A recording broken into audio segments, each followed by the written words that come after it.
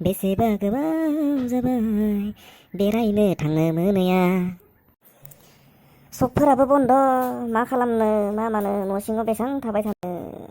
हाय बार गोसाबो फैसोबायलै माथो मा मैया मैयालाय दिनै बले सोरबा सोरबा सां सिङाव हाबखाबायलै गैलालै दिनै बले र' सोरखौबा फन हरनानै सोंहरनि र' हेलौ गान्थिया मा खालामबाय दोङोलै है दोङोलै उन्दुना दोङो माथो खालामनो आरो बार फायसोदोना नोंसोरनिथिं गैया नामा बार फायाखै बारानोथ'लै बिराद गोसा फैथारदो जोंनिथिं एखेबारे न'खौनो बिरां बिरांसो मोनलायदां न'आव थाना मा खालामबाय थादोलै बरिं मोनाखैना आंथ' बिराद बरिं मोनथारबायलै बेनोथ' जादो र' मा खालामनाया हामगोन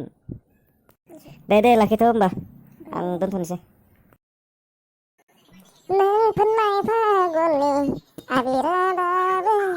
गोमोराखै सम सम बोहैयो मोदैनि जोरा माथो फनखौनो रिसिभबो खालामालै थाबनो हेलौ मासे गोबावलै फन रिसिभ खालामनायानो मा खालामबाय थादों दंलै ओरैनो मेथाइसो रोजाबलाबायदोंमोन आङो नोंलाय माथो खालामबाय थादों दंलै आंबो ओरैनो बिसिनायाव गोलांनानै मा खालामनो मा मानो बरिंथार मोनसोबाय बेनोसो जादों आंबो बरिंथार मोनसोबाय बेरायनोसो थांनो हागौमोन थ'दो होमबालाय थांनोसै बेरायनो है थाङालां दानो हाया रायलायगोन ओरैनोबो सानफ्रोमबो बेरायबाय थानायनि रायजाबाय थाखायो जेबो जायाथ' थांनि बेरायहैनो दसे है थांथ'ला दे दिनै दानो रायजालायगोनसो नङाबा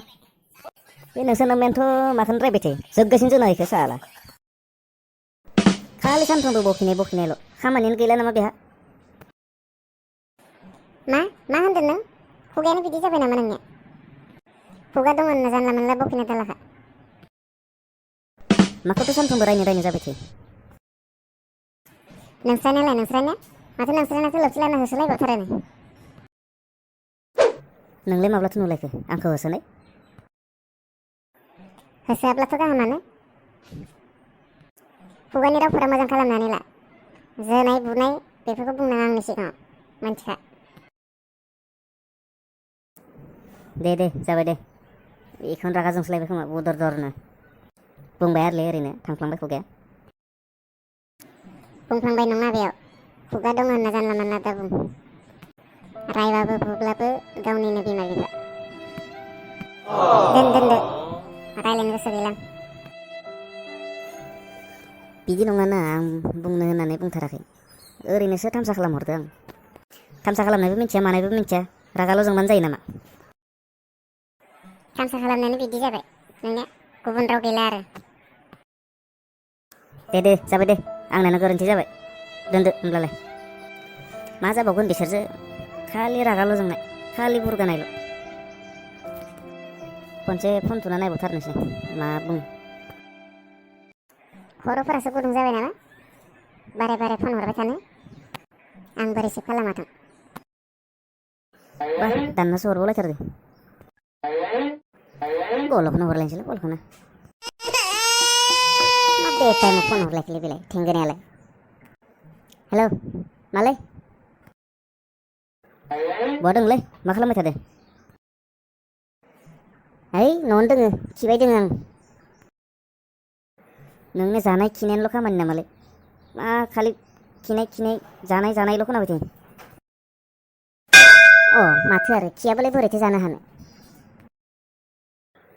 थोद बेफोरखौ बाद दोन फै खिखांनानै दिनै एसे माथाखौ थान्दा खालामनांगोन नङाबा जाला गुदुं जाजोबना दंथारो मानिथो गरम जालायखोलै नोंहालाय ना सोरजोंबा